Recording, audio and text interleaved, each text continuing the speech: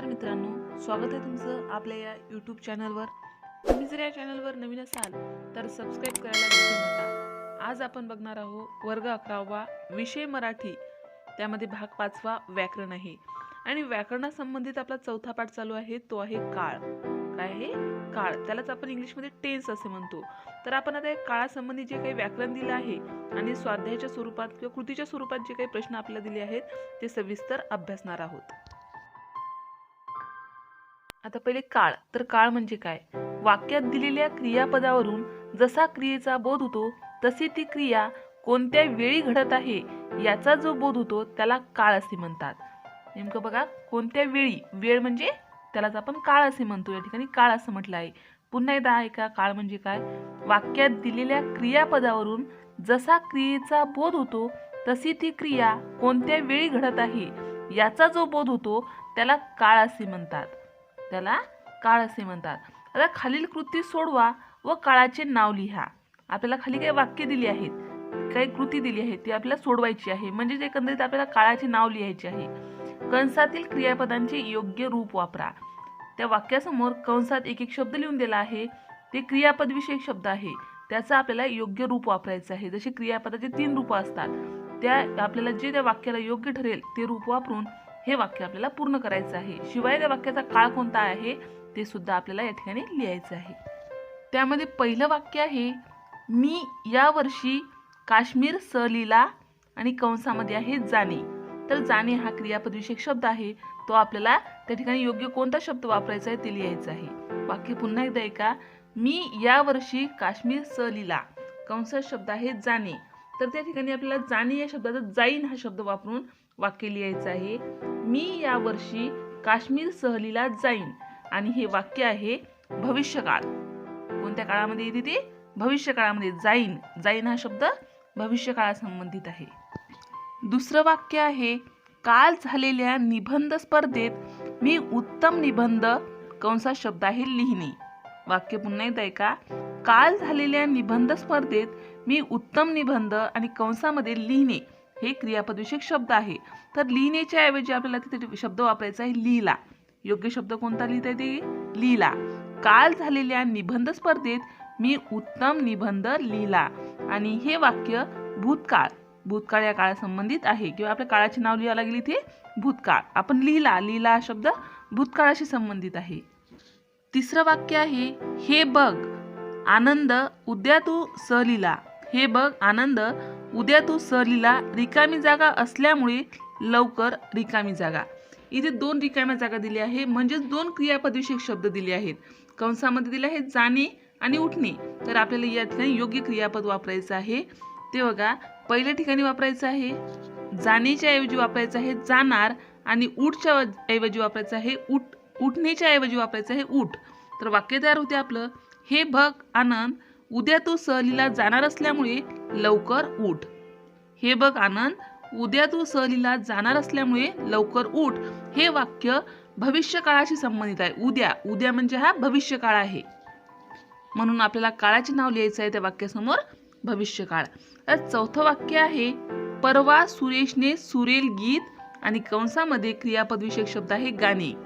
परवा सुरेशने सुरेल गीत, रिकामी जागा। आता गाणे हा शब्दाऐवजी आपल्याला गायले, क्रियापद विषयक शब्द लिहायचा आहे, त्या ठिकाणी गायले।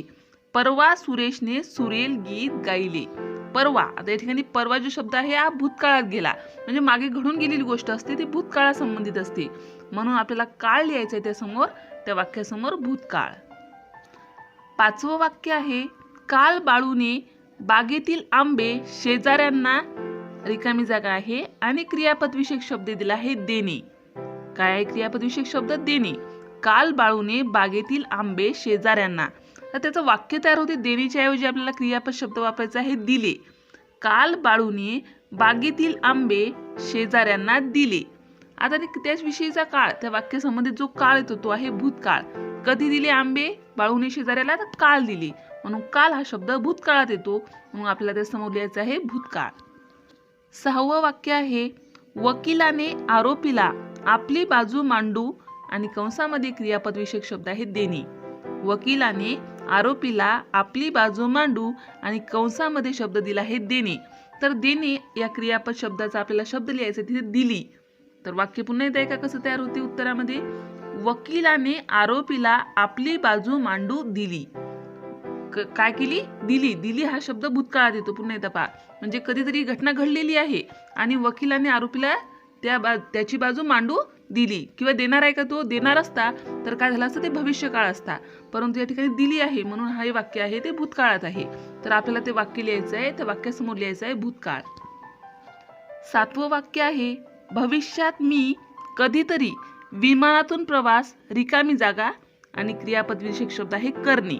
त्या रिकाम्या जागी आपल्याला काय लिहायचं? तर क्रियापद शब्दात जो दिला आहे तर योग्य क्रियापद विशेष शब्द लिहायचा आहे. तर भविष्यात मी कधीतरी विमानातून प्रवास करीन. करण्याच्या क्रियापद विशेष शब्द लिहायचा करीन. म्हणून याचं जो वाक्य आहे हे भविष्यकाळातलं आहे. करीन. करीन हा शब्द म्हणजे त्यानं केलंही नाही, तो करत आहे असंही नाही, तो करीन म्हणतो. म्हणून ते वाक्य जे आहे ते भविष्यकाळात आहे. भविष्यात मी कधीतरी विमानातून प्रवास करीन या वाक्यासमोर आपल्याला काळ लिहायचा आहे, तो आहे भविष्यकाळ. 8वं वाक्य आहे, हसणे हा मनुष्य स्वभाव, रिकामी जागा आणि क्रियापद विशेष शब्द दिला आहे असणे. कंसामध्ये दिला आहे असणे.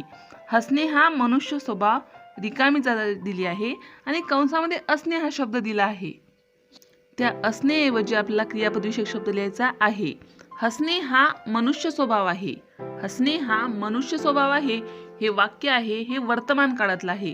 आहे हा शब्द जेव्हा असतो तेव्हा ते वाक्य हे वर्तमान काळात असते किंवा ती क्रिया चालू असते किंवा तो स्वभाव प्रत्येकाचा आहे म्हणून तो वर्तमान काळात येणारे हे वाक्य आहे. आता 9वं वाक्य आहे, काल रात्री सारखा विजांचा गडगडाट, रिकामी जागा आणि क्रियापद विशेष शब्द दिला आहे होणे. क्रियापद विशेष शब्द दिला आहे होणे.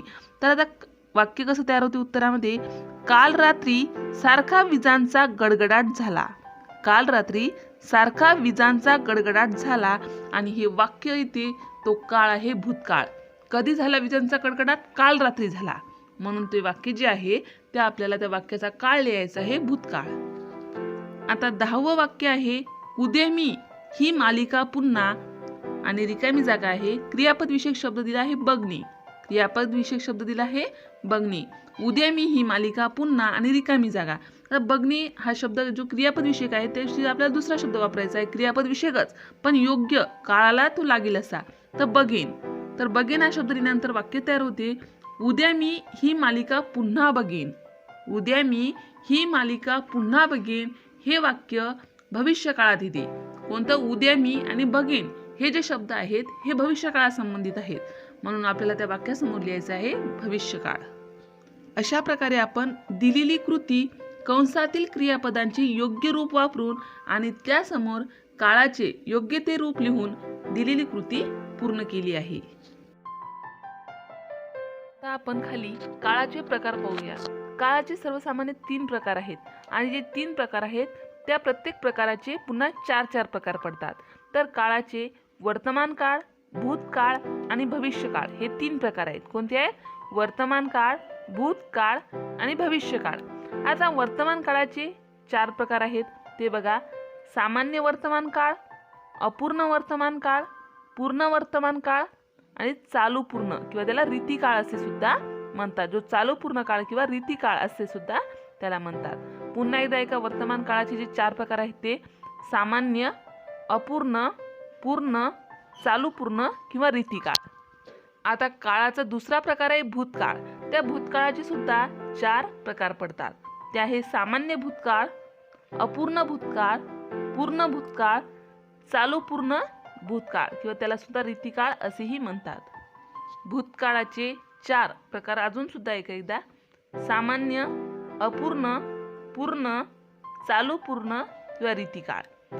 काळाचा तिसरा प्रकार आहे भविष्यकाळ. काळाचा तिसरा प्रकार आहे भविष्यकाळ. आणि भविष्यकाळाचे सुद्धा 4 प्रकार आहेत. ते आहेत सामान्य भविष्यकाळ, अपूर्ण भविष्यकाळ, पूर्ण भविष्यकाळ, चालू पूर्ण किंवा रीतिकाळ. चालू पूर्ण किंवा रीतिकाळ कोणकोणते आहे? सामान्य, अपूर्ण, पूर्ण आणि चालू पूर्ण.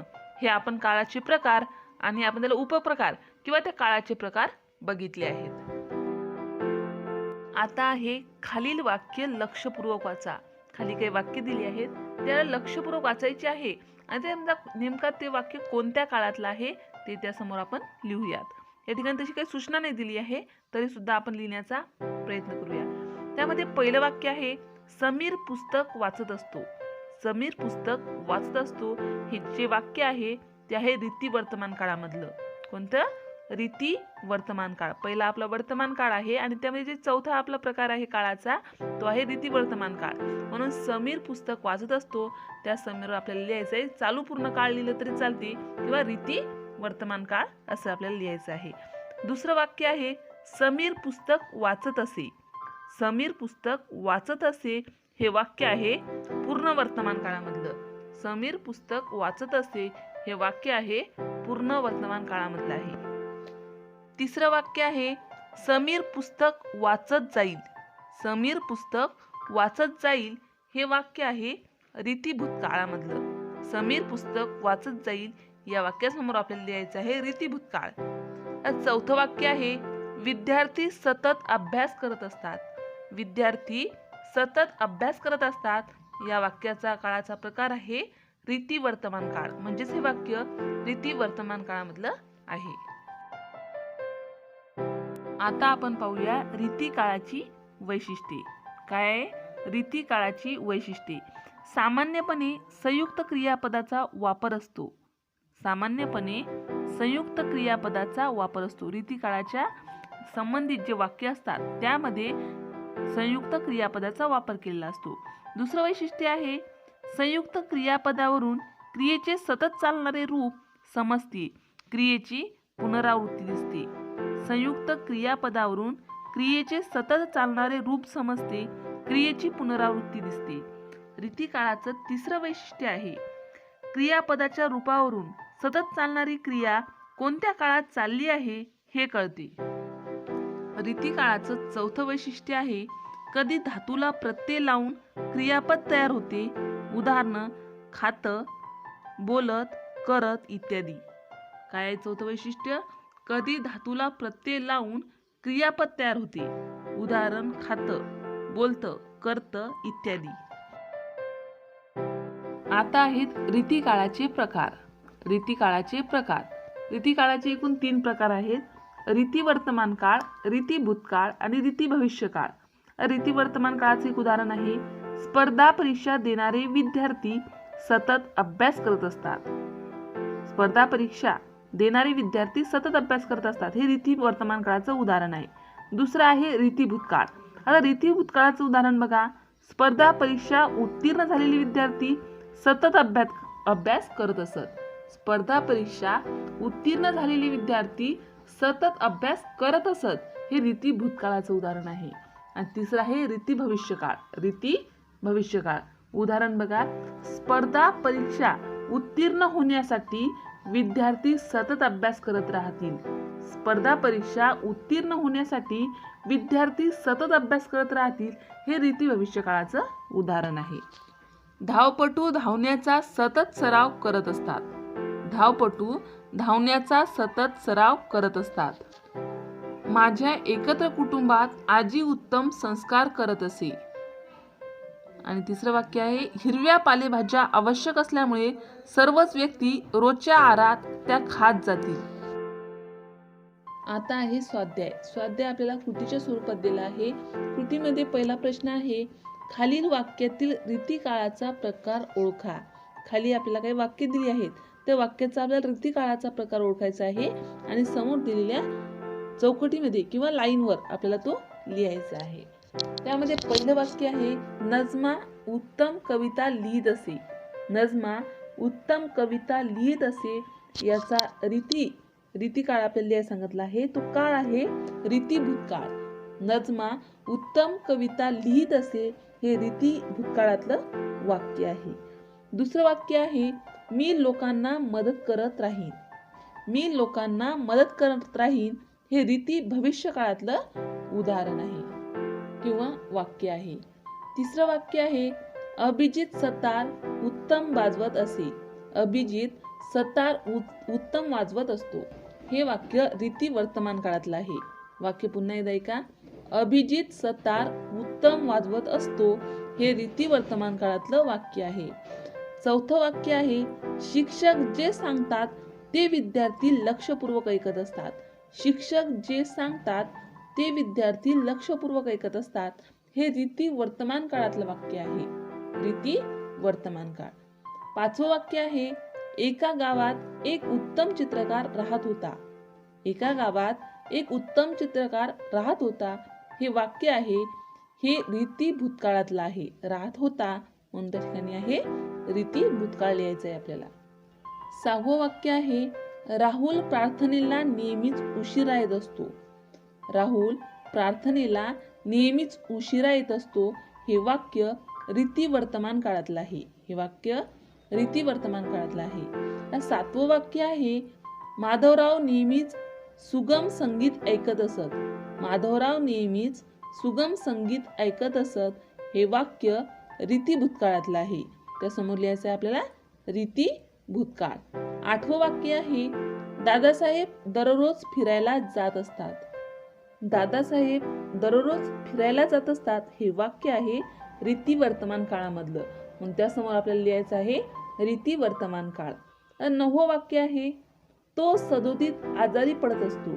तो सदोदित आजारी पडत असतो. हे वाक्य आहे रीती वर्तमान काळातलं म्हणून उत्तरामध्ये आपल्याला लिहायचं आहे रीती वर्तमान काळ. अशा प्रकारे आपण दिलेल्या वाक्यांचा रीती काळाचा योग्य प्रकार लिहून दिलेली कृती योग्यरित्या सोडवली आहे.